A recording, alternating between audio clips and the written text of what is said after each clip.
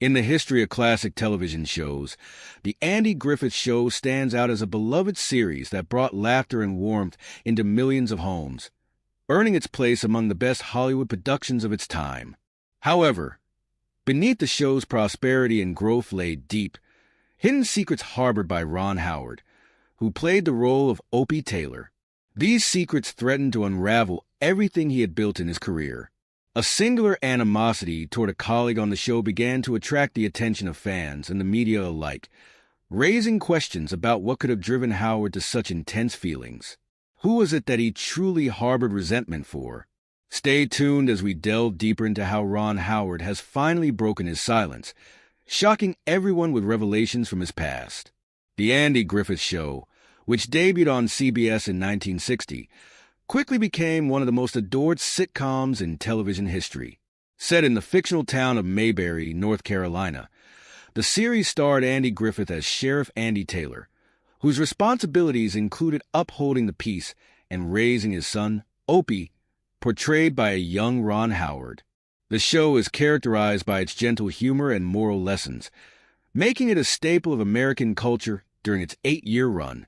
Among its ensemble cast, perhaps the most beloved character was the bumbling yet endearing Deputy Barney Fife, played by Don Knotts. Knotts' comedic interplay with Griffith significantly contributed to the show's charm, earning him 5 Emmy Awards for his memorable performance. Although Knotts left the series after its 5th season to pursue other opportunities, his portrayal of Barney remains one of the most recognizable in television history. Not only was the Andy Griffith Show a success in terms of its content, but it also consistently attracted high audience numbers. From its premiere to its conclusion, it maintained a position among the top 10 shows in the Nielsen ratings, ultimately topping the television charts in 1968 when the series ended. The show's legacy was further solidified by its successful spin-offs, including Gomer Pyle, USMC, and Mayberry, RFD, showcasing its lasting impact on American television.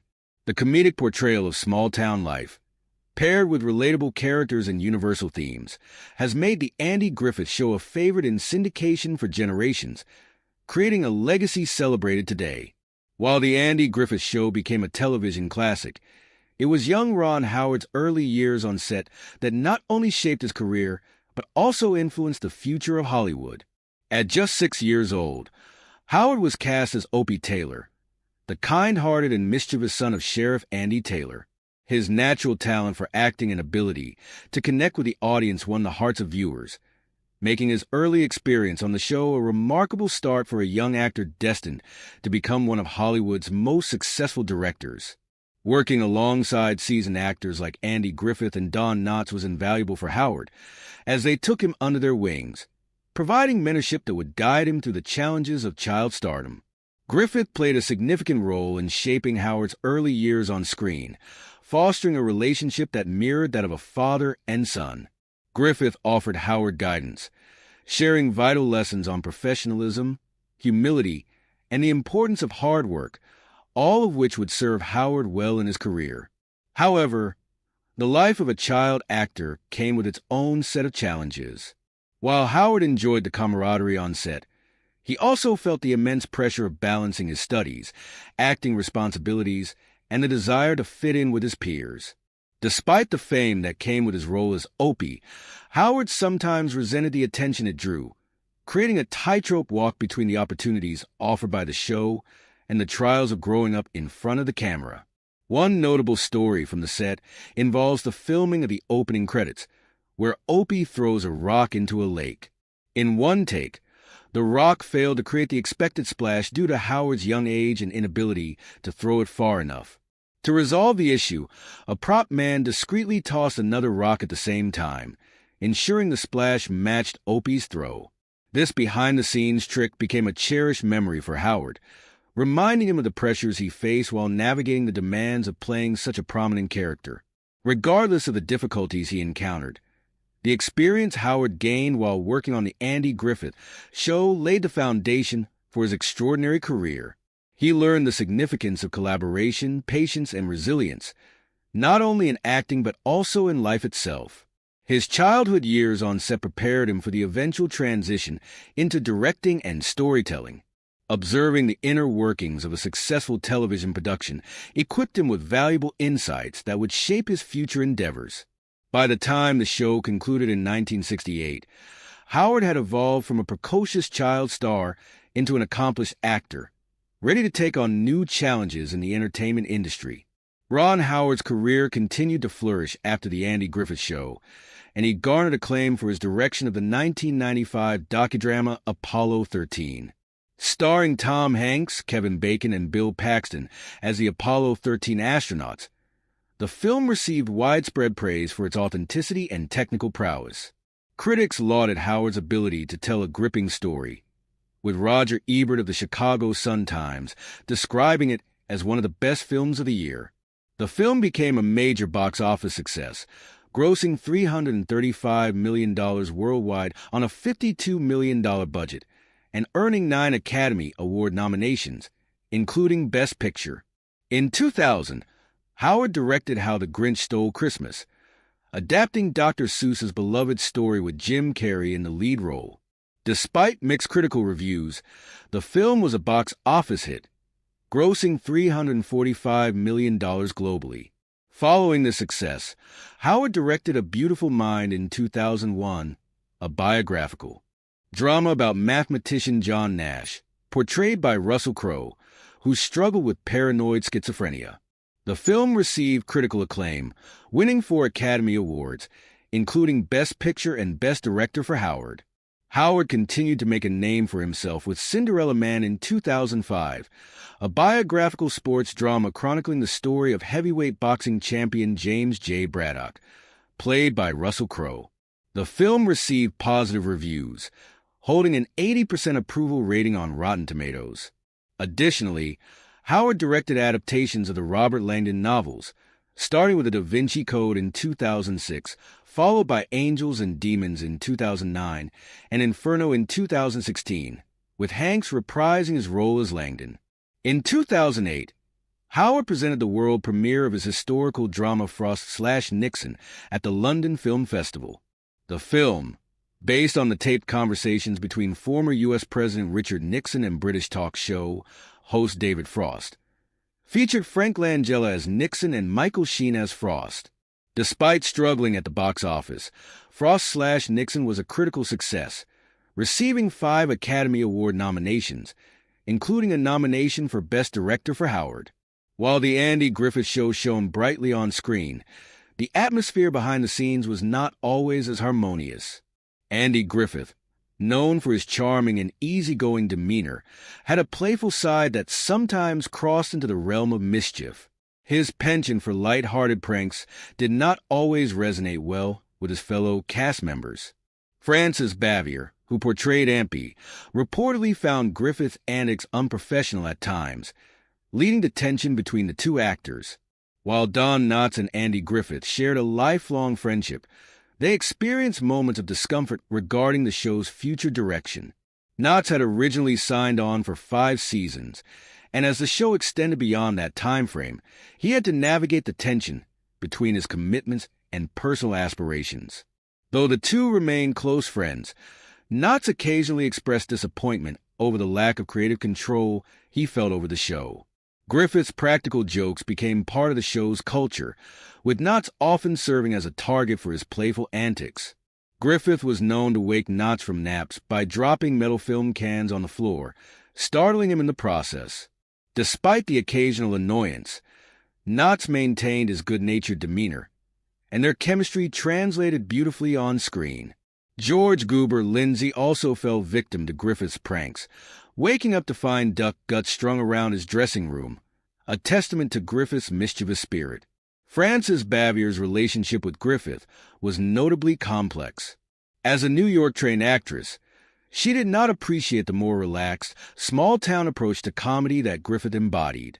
Off-camera, their interactions were fraught with tension, yet they managed to maintain a professional front during filming, ensuring that personal disagreements did not interfere with the show's output. Later in her life, Bavier acknowledged her part in the strained relationship and made a sincere apology to Griffith, reflecting on the challenges they faced as colleagues. In the episode titled The Pickle Story, Aunt Bee, portrayed by Frances Bavier, decides to embark on a culinary adventure by making a large batch of homemade pickles. The storyline unfolds with various characters, including young Opie, tasting Aunt Bee's pickles, which, unfortunately for her, turn out to be downright awful. While most actors would navigate such a scene without much difficulty, for Ron Howard, who played Opie, it became an ordeal of sorts. The reason for this was simple yet profound. Howard found pickles utterly revolting, once going as far as to liken their taste to kerosene. Therefore, eating the slimy green pickles on camera felt more like a punishment than merely acting out a scene. Ironically, Howard's distaste for the pickles served the storyline beautifully. Since Aunt Bee's pickles were intended to taste bad, his genuine reaction of disgust added authenticity to the scene. He didn't need to exaggerate his expressions. His discomfort was real and relatable, making it even funnier for the audience. Reflecting on this memory in a later interview, Howard candidly admitted just how challenging the episode had been to film. He emphasized that, despite his love for the show and his character, the pickle story remains one of the toughest moments of his early career. Even as he was committed to putting forth his best efforts for the show to continue successfully, he has admitted to hating the memory associated with his ordeal during that episode. Another crucial aspect contributing to the success of The Andy Griffith Show was Andy Griffith's relationships with his co-stars, particularly his bond with Ron Howard. Griffith, who played the fatherly Sheriff Andy Taylor, exuded a parental aura not only on screen, but also in real life. Howard, who portrayed Opie, often sought advice and reassurance from Griffith as he navigated the challenges of being a child star. In various interviews, Howard has expressed immense respect for Griffith, attributing much of his Hollywood success to Griffith's guidance and mentorship. On screen, the bond between the father and son was substantial. However, behind the scenes, Griffith often experienced clashes with other cast members, notably Frances Bavier, who played Aunt Bee. Despite the occasional tensions, Griffith emerged as the central figure instrumental in making the show successful. His lasting relationships and mentorship of Ron Howard, coupled with his close friendship with Don Knotts, significantly influenced the dynamics both on screen and off. These relationships, though sometimes rocky, played a substantial role in shaping the Andy Griffith Show's enduring legacy and impact on television history. While Andy Griffith acted as a father figure to Ron Howard, it was his unlikely yet unbreakable friendship with Don Knotts that became the heart and soul of the show, both in front of the camera and behind the scenes. Griffith frequently praised Knotts' impeccable comedic timing and immense talent, while Knotts often credited Griffith for providing him the platform to shine. Beyond their roles on the show, Griffith and Knotts maintained a close friendship, spending significant time together even after Knotts departed the series in 1965 to pursue a full-time film career. Knotts' departure was a bittersweet moment for Griffith, who openly admitted that he was never the same after losing Knotts. He missed not only Knotts' energy and humor, but also the companionship they shared on set. Even though they were no longer working together, their friendship endured, with Griffith often seen by Knotts' side during his final days. As for Ron Howard, the shocking truth about his feelings during the Andy Griffith Show reveals that his frustrations did not stem from any specific co-star, but rather from the pressures that accompanied being a child star. Howard respected his entire cast and crew, but found himself grappling with the overwhelming responsibilities of balancing childhood with his role as Opie. The whirlwind of fame meant that school and a typical childhood were often sidelined, leaving little room for the normal experiences of growing up. In interviews, Howard has candidly expressed how, despite loving his work on the show, he was burdened by the constant attention from fans and the pressure of living in the limelight. He often felt isolated, struggling to connect with peers his own age, who would mock him for being a child star on one of the most popular shows on television. While Howard enjoyed the support of the adults around him, the emotional toll of being a child star weighed heavily on him. He faced hardships that went beyond the long hours of shooting and memorizing lines. The normal difficulties of childhood were compounded by the stress of maintaining a professional demeanor at a young age.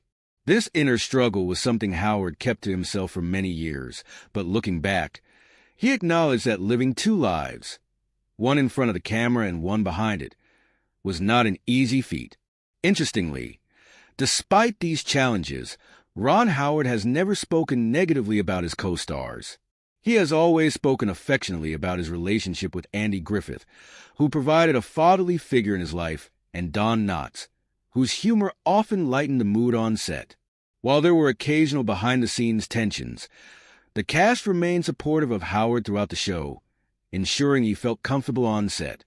His frustrations were more about the pressures of fame than about any specific person, as he later clarified that his true hatred was directed at the fame itself rather than any individual. In adulthood, Howard has been candid about his experiences as a child star and the emotional challenges that accompanied that role. He has acknowledged the immense value of the experiences he gained on The Andy Griffith Show, recognizing that these formative years laid the foundation for his legendary career as a director and producer. However, this success came at a cost, shaping his perspective on fame and childhood in ways he continues to reflect on. The off-screen antics of the Griffith Show painted a different picture from the wholesome, feel-good television presented on screen. Griffith was known for his playful nature, often pulling pranks on his co-stars. One of his favorite tricks involved waking up Don Knotts from his naps by crashing metal film canisters on the floor, much to Knotts' surprise. Knotts, known for his amiable personality, took these pranks in stride, often joining in the laughter. Griffith also had a reputation for playing mischievous tricks on George Goober Lindsay, the actor who portrayed the easygoing mechanic. In one memorable incident, Griffith filled Lindsay's dressing room with duck guts while he was asleep, showcasing the light-hearted camaraderie on set. While these pranks were not malicious, they served as a means for the cast to blow off steam after long filming days and help solidify their bond. However, not everyone appreciated this playful atmosphere. Frances Bavier's serious demeanor often kept her at a distance from the levity that defined much of the set's culture. Despite this, one of the most charming aspects of The Andy Griffith Show was how the humor from behind the scenes frequently made its way into the episodes. A prime example is the Runaway Kid episode, where Opie and his friends prank Sheriff Taylor by moving the town's sheriff car right in front of a fire hydrant, leading to comedic consequences. The off-screen chemistry and playful interactions among the cast greatly contributed to the show's lighthearted appeal and authenticity, allowing viewers to connect with the characters in a more profound way. While the atmosphere was often filled with humor and camaraderie, there were underlying tensions, particularly between Griffith and Bavier, which added another layer to the show's complex legacy. The history of The Andy Griffith Show includes perhaps its most stunning reveal, which unfolded long after the cameras stopped rolling. Frances Bavier, beloved by television audiences as Aunt Bee, publicly apologized to Andy Griffith, who portrayed her on-screen son with warmth and charm. Although Bavier's portrayal of Aunt Bee was nurturing and affectionate, her relationship with Griffith behind the scenes was fraught with tension. Bavier was serious and professional, while Griffith's laid-back, prankster demeanor often made her view him as little more than a comic. This tension became well known among the cast. A classically trained actress from New York, Bavier had little patience for Griffith's joviality and relaxed approach to work. As they spent time together on set, the friction between them intensified. Bavier felt that Griffith's antics diminished the professionalism she valued. Despite this dynamic, both actors delivered legendary performances that contributed to The Andy Griffith Show becoming a classic in television history. Over time, as they went their separate ways, Bavier began to reflect on their time together, ultimately leading her to make a surprising phone call to Griffith years after the show had concluded. In a heartfelt gesture, she called to apologize for her difficult behavior during filming, expressing regret for allowing personal frustrations to impact their working relationship. This unexpected and sincere apology was a significant moment, especially given the years that had passed since their collaboration. Griffith received Bavier's apology graciously, and the two were able to reconcile before Bavier's death in 1989, bringing them both a sense of peace and healing old wounds. As the relationship between Frances Bavier and Andy Griffith reached resolution, Ron Howard was quietly carving out a path for himself that would take him far beyond his role as Opie Taylor. While many child actors struggled to maintain their careers post-stardom, Howard's trajectory was anything but typical. Even as The Andy Griffith Show approached its final season in 1968, he continued to thrive, landing a starring role as Richie Cunningham on the hugely popular sitcom Happy Days. This role solidified his status as one of television's most cherished young actors and helped him transition from a child star to a leading man in prime time. Although Howard was passionate about acting, he also harbored an interest in directing. While still working on Happy Days, he sought opportunities to direct, and 2 years after leaving the show, he made his directorial debut with Grand Theft Auto in 1977. This marked the beginning of a flourishing career as a filmmaker, which would include acclaimed projects such as Apollo 13, A Beautiful Mind, and The Da Vinci Code.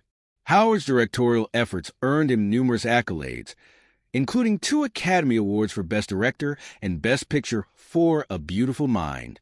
His expertise in filmmaking and storytelling, combined with a collaborative approach, has made Howard one of Hollywood's most respected directors.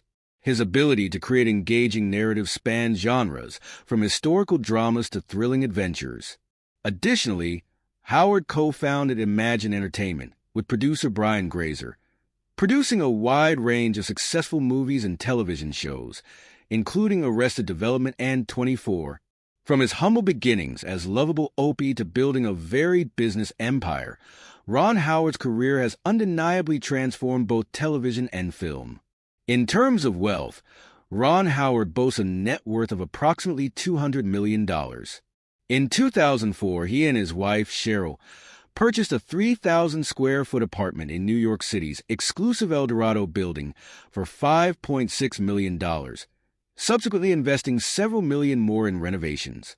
They attempted to sell this apartment in 2017 for $12.5 million, later reducing the price to $11.5 million, but ultimately still own the property. Additionally, they own another apartment in New York City, acquired in 2002 for $712,000. In 2014, the couple sold their 33-acre lakeside estate in Greenwich, Connecticut for $27.5 million, and in 2006, they purchased an ocean view apartment in Santa Monica, California for $2.75 million. Thank you for watching. Don't forget to like our video, leave your comments, and subscribe. Be sure to click on the video displayed on your screen to watch another one of our interesting videos. See you there.